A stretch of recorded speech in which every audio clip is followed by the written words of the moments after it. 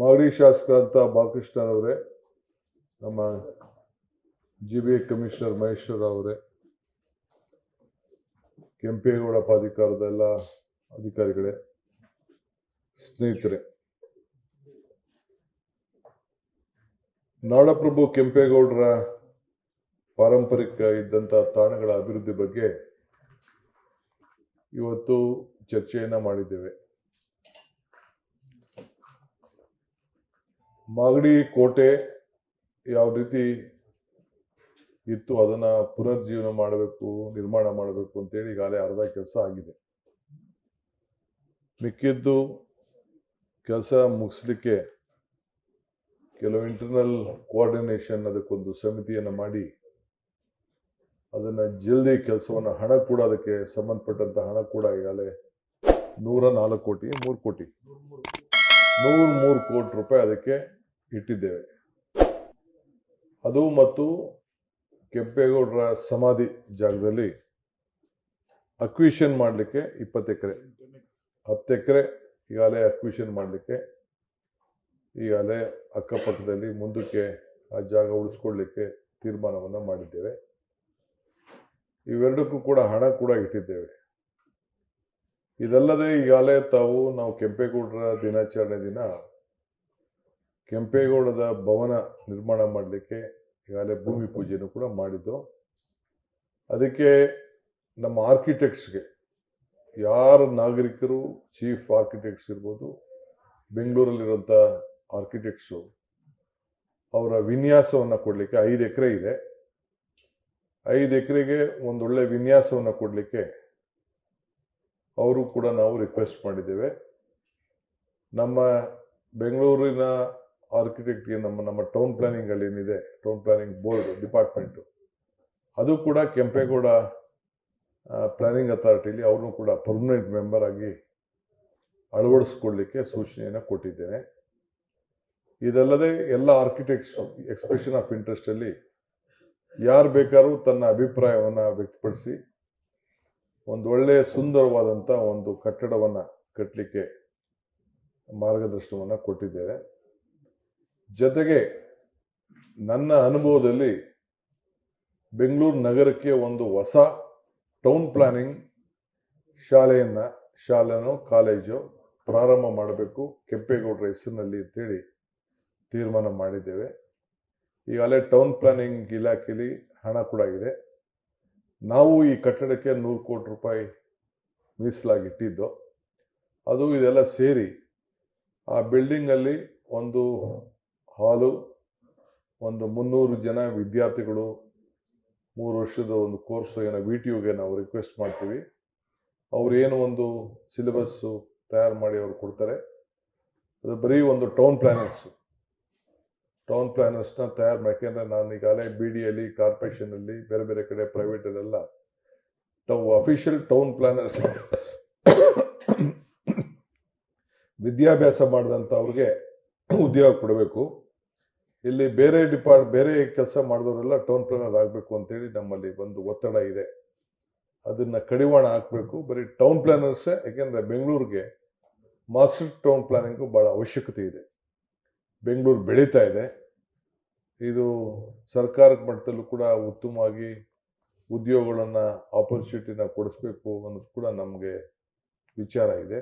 ಈ ವಿಚಾರದಲ್ಲಿ ಹೊಸದಾಗಿ ಕೆಂಪೇಗೌಡ ಹೆಸರಿನಲ್ಲಿ ಒಂದು ಟೌನ್ ಪ್ಲಾನಿಂಗ್ ಇನ್ಸ್ಟಿಟ್ಯೂಟ್ ಅನ್ನ ಪ್ರಾರಂಭ ಮಾಡಬೇಕು ಅಂತ ಹೇಳಿ ನಾವು ತೀರ್ಮಾನ ಮಾಡಿದ್ದೇವೆ. ಸೊ ಈ ಹಾಲಿ ಇರುವಂತ ನಮ್ಮ ಟೌನ್ ಪ್ಲಾನಿಂಗ್ ಡಿಪಾರ್ಟ್ಮೆಂಟ್ ನಲ್ಲಿ UD ಡಿಪಾರ್ಟ್ಮೆಂಟ್ ಅಲ್ಲಿ ಹಣ ಮತ್ತು ಕೆಂಪೇಗೌಡ ಪ್ರಾಧಿಕಾರದಿಂದ ಮತ್ತು ನಮ್ಮ Bengaluru GBA greater Bengaluru authority ಅಲ್ಲೂ ಕೂಡ ನಾನು 100 ಬಜೆಟ್ ಅಲ್ಲಿ 100 ಕೋಟಿ ರೂಪಾಯಿ ಮೀಸಲಾಗಿ ಇದಕ್ಕೋಸ್ಕರ ನಾನು ಇಟ್ಟಿದ್ದೆ. ಇವೆರಡೂ ಸೇರಿ ಒಂದು ಭವ್ಯವಾದಂಥ ಒಂದು ಕಟ್ಟಡವನ್ನ ಕಟ್ಟಿ ಮುಂದಿನ ದಿನದಲ್ಲಿ ಶಾಲೆಯನ್ನ ಪ್ರಾರಂಭ ಮಾಡಲಿಕ್ಕೆ ಎಲ್ಲ ಸಿದ್ಧತೆಯನ್ನು ಮಾಡಿಕೊಳ್ಳಿಕ್ಕೆ ವ್ಯವಸ್ಥೆ ಮಾಡಿದ್ವಿ. ಇದಲ್ಲದೆ ಥೀಮ್ ಪಾರ್ಕ್ ಕೂಡ ಏನು ಏರ್ಪೋರ್ಟ್ ಇದೆ ಅದು ಕೂಡ ರಿವ್ಯೂ ಮಾಡಿದ್ದೇವೆ. ಫೈನಲ್ ಅದು ಬರೀ ಹಂಗೆ ಇದನ್ನ ಸ್ಟ್ಯಾಚ್ಯೂ ಮಾಡಿಬಿಟ್ಟು ಹೋಗ್ಬಿಟ್ಟಿದ್ರು. ಅದನ್ನು ಕೂಡ ಕಂಪ್ಲೀಟು ಕೃಷ್ಣ ಬೈರೇಗೌಡರಿಗೆ ಜವಾಬ್ದಾರಿಯನ್ನು ವಹಿಸಿ ಅವರು ಕೂಡ ಈಗಾಗಲೇ ಅದನ್ನು ಟೆಂಡರ್ಗೂ ಕರೆದಿರಲಿಲ್ಲ, ಆರ್ಡರ್ ಕೊಟ್ಟಿರಲಿಲ್ಲ, ಹಂಗೆ ಕೆಲಸ ಮಾಡಿಸ್ಬಿಟ್ಟಿದ್ರು. ಅದನ್ನು ಲೀಗಲ್ ಆಗಿ ಅದನ್ನೇನೆಲ್ಲ ಮಾಡ್ಬೋದು ಅಂತೇಳಿ ಈಗಾಗಲೇ ಕೃಷ್ಣ ಬೈರೇಗೌಡರು ಅದಕ್ಕೆ ಒಂದು ವ್ಯವಸ್ಥೆಯನ್ನು ಮಾಡಿದ್ದಾರೆ.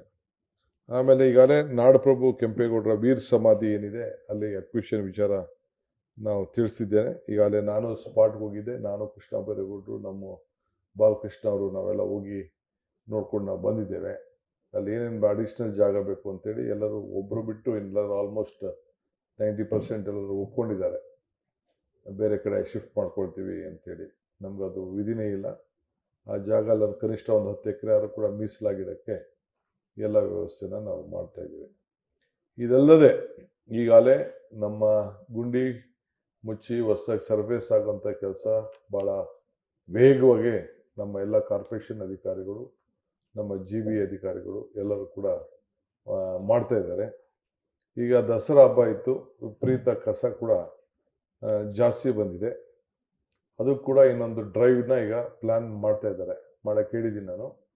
ಕಂಪ್ಲೀಟ್ ಎಲ್ಲೆಲ್ಲಿ ಕಸ ಪಬ್ಲಿಕ್ಕು ನ್ಯೂಸೆನ್ಸ್ ಆಗಿ ಆಗ್ತಾ ಇದ್ದಾರೆ, ಡೆಬ್ರಿಸ್ಗಳು ಜಾಸ್ತಿ ಇದೆ, ಅದನ್ನೆಲ್ಲ ಕೂಡ ಟ್ರಾಫಿಕ್ ಪೊಲೀಸು ಮತ್ತು ನಮ್ಮ ಏನು ನಮ್ಮ ಕ್ಯಾಮ್ರಾಗಳಿದೆ, ಆ ಕ್ಯಾಮ್ರಾಲಿಗೆಲ್ಲ ಕೂಡ ಬೆಂಗಳೂರು ಹೊರಗಡೆ ಹೋಗೋಂಥದ್ದು, ಒಳಗಡೆ ಬರೋಂಥದ್ದು, ಎಲ್ಲಿತ್ತು, ಎಲ್ಲಿಗೆ ತೊಗೊಂಡೋದ್ರು, ಎಲ್ಲಿ ಹಾಕಿದ್ರು ಅನ್ನೋದು ಕೂಡ ಒಂದು ಅದರ ಬಗ್ಗೆ ಒಂದು ವೀಕ್ಷಣೆ ಮಾಡಿ ಒಂದಷ್ಟು ಜನಕ್ಕೆ ಒಂದು 100 ಕೇಸ್ಗಳನ್ನ ಹಾಕಿ ಅಂತೇಳಿ ಪೊಲೀಸವ್ರಿಗೂ ಹೇಳಿದ್ದೇನೆ ಮತ್ತು ನಮ್ಮ ಕಾರ್ಪೊರೇಷನ್ ಅವ್ರು ಕೂಡ ಹೇಳಿದ್ದೇನೆ. ಈಗ ಇರೋವಂಥ ಡೆಬ್ರಿಸ್ನೆಲ್ಲ ಕ್ಲೀನ್ ಮಾಡಲಿಕ್ಕೆ ಈಗಾಗಲೇ ಐಡೆಂಟಿಫೈ ಮಾಡ್ತಾ ಇದ್ದೀವಿ. ಅದಕ್ಕೆಲ್ಲ ಏನು ಕಾರ್ಯಕ್ರಮವನ್ನು ರೂಪಿಸ್ತೇವೆ. ಇದು ಬೆಂಗಳೂರು ಸ್ವಚ್ಛವಾಗಿಡಬೇಕು ಅನ್ನೋ ದೃಷ್ಟಿಯಿಂದ. ಜೊತೆಗೆ ಜಾರ್ಜ್ ಅವರು ಕೂಡ, ಈಗ ನಾನು ಜಾರ್ಜ್ ಅವರು ಎಲ್ಲ ಇನ್ನೊಂದು ಮೀಟಿಂಗ್ ಮಾಡ್ತಾ ಇದ್ದೀವಿ. ಈ ಅಂಡರ್ಗ್ರೌಂಡ್ ಕೇಬಲ್ ಏನಿದೆ TV ಅವರು ಏನು ಆ ಕೇಬಲ್ಗಳನ್ನೆಲ್ಲ ಎಳೆದು ಬಿಟ್ಟಿದ್ದಾರೆ, ಅದ್ರ ಬಗ್ಗೆ ನೆಕ್ಸ್ಟ್ ಇನ್ನೊಂದು ಮೀಟಿಂಗ್ ಮಾಡ್ತೀವಿ. ಅವ್ರು ಯಾರು ಕೂಡ ಡೆಕ್ ಒಳಗಡೆ ಲೈನ್ಗಳು ಹೇಳ್ಕೊಂಡು ಹೋಗ್ಲಿಕ್ಕೆ ಯಾರು ಸಹಕಾರ ಕೊಡ್ತಾ ಇಲ್ಲ. ವಿಧಿನೇ ಇಲ್ಲ ನಮಗೆ. ಲಾಸ್ಟು ಇನ್ನೊಂದು ದಿನ ಬೆಸ್ಕಾಂ ಅವ್ರನ್ನ ಕರೆದು ಒಂದು ಮೀಟಿಂಗ್ ಮಾಡ್ತೀನಿ. ಅದಾದಮೇಲೆ ಎಲ್ಲ ಸಹಕಾರ ಕೊಡಲಿಲ್ಲ ಅಂದರೆ ವಿಧಿನೇ ಇಲ್ಲ, ನಾವು ಕಟ್ ಮಾಡಲೇಬೇಕಾಗ್ತದೆ. ಯಾಕೆಂದರೆ ಎಲ್ಲೋದ್ರೂ ಆ ಫೋಟೋಗಳೆಲ್ಲ ಬರ್ತಾ ಇದೆ, ಎಲ್ಲ ಜೋತಾಡ್ತಾ ಇದೆ, ಎಲ್ಲ ಅಡ್ಡ ನಿಂತ್ಕೊಂಡು ಎಲ್ಲ ಜೋತಾಡ್ತಾ ಇದೆ. ಸೊ ಅವ್ರು ಏನೇನು ಕೆಳಗಡೆ ಅದನ್ನು ಲೈನಲ್ಲಿ ತೆಗೆದುಕೊಂಡು ಹೋಗಲಿಲ್ಲ ಅಂದರೆ ಅದನ್ನೆಲ್ಲ ಕಟ್ ಮಾಡಲಿಕ್ಕೆ ವ್ಯವಸ್ಥೆ ಮಾಡ್ತೀನಿ. ನೆಕ್ಸ್ಟ್ ವೀಕಲ್ಲಿ ಅದ್ರ ಬಗ್ಗೆ ಒಂದು ಪ್ರತ್ಯೇಕವಾದಂಥ ಮೀಟಿಂಗ್ ಕರಿತಾ ಇದ್ದೀವಿ. ಇದನ್ನು ಮಾಡ್ತಾಯಿದ್ದೀವಿ. ಬೇರೆ ಇನ್ನೊಂದು ಪ್ರಮುಖವಾದ ಕೆಲವು ವಿಚಾರ ಇದೆ. ಮುಂದಿನ ವಾರ A ಖಾತಾ ಇಂದ B ಖಾತಾ ವಿಚಾರನ ನೆಕ್ಸ್ಟ್ ವೀಕಲ್ಲಿ ವಿತ್ ಡೀಟೇಲ್ ಯಾವ ರೀತಿ ಏನು ಹೆಂಗೆ ಏನೇನು ಮಾಡ್ಕೊಳ್ಬೇಕು ಅಂಥೇಳಿ ಅದು ಕೂಡ ತಿಳಿಸ್ತೇವೆ. 8ನೇ ತಾರೀಕು ಮುಖ್ಯಮಂತ್ರಿಗಳು ಈಗೇನು ಒಂದು 4 ಲಕ್ಷ ಕನೆಕ್ಷನ್ಸ್ದು ಪವರ್ ಕನೆಕ್ಷನ್ಸ್ ಇದೆ, ಅದು ಒಂದು ಮೀಟಿಂಗ್ ಕೂಡ ಕರೆದಿದ್ದಾರೆ. ಅದಾದಮೇಲೆ 8ನೇ ತಾರೀಕು ಆದಮೇಲೆ ನಿಮಗೆ ತಿಳಿಸ್ತೇವೆ.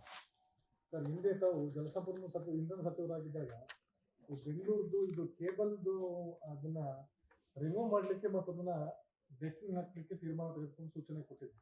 ಅದು ಎಲ್ಲಿ ಬಂದು ಸರ್? ಇನ್ನೂ 10 ವರ್ಷ ಆಗೋದು ಕರೆಕ್ಟಾಗಿ. ಈಗ ಕೆಲವು ಕಡೆ ಆಗಿದೆ ಡೆಕ್ಕು, ಆಗಿರೋ ಕಡೆ ಯಾರೂ ಹಾಕೊಳ್ಳಿ ಅಂತ ಹೇಳ್ತಾ ಇದ್ದೀವಿ, ಯಾರೂ ಹೋಗ್ತಾ ಇಲ್ಲ. ಅದಕ್ಕೆ ನಾನು ಪವರ್ ಡಿಪಾರ್ಟ್ಮೆಂಟ್ ಅವ್ರ ಹತ್ರ ಕಾರ್ಪೊರೇಷನ್ನು ಪವರ್ ಅವರು ನಾವೆಲ್ಲ ಸೇರಿ ಒಟ್ಟಿಗೆ ಒಂದು ಮೀಟಿಂಗ್ ಮಾಡೋದು ಅಂತ ಇವತ್ತು ತೀರ್ಮಾನ ಮಾಡಿದ್ದೀವಿ. ಅದಾದಮೇಲೆ ನಾನು ನೆಕ್ಸ್ಟು ಅದು ಪ್ಲಾನ್ ಆಫ್ ಆ್ಯಕ್ಷನ್ ತೋರಿಸ್ತೀನಿ. ಲೇಟೆಸ್ಟ್ ಹಾಗೂ ಇಂಟ್ರೆಸ್ಟಿಂಗ್ ಸುದ್ದಿಗಳಿಗಾಗಿ ಬಾಸ್ ಟಿವಿ ಕನ್ನಡ ಚಾನೆಲ್ನ ಸಬ್ಸ್ಕ್ರೈಬ್ ಮಾಡಿ. ಹಾಗೆಯೇ ಬೆಲ್ ಐಕಾನ್ ಪ್ರೆಸ್ ಮಾಡಿ. ಇದರ ಜೊತೆಗೆ ಫೇಸ್ಬುಕ್, ಇನ್ಸ್ಟಾಗ್ರಾಮ್, ಎಕ್ಸ್ನಲ್ಲೂ ಮಿಸ್ ಮಾಡದೆ ಫಾಲೋ ಮಾಡಿ.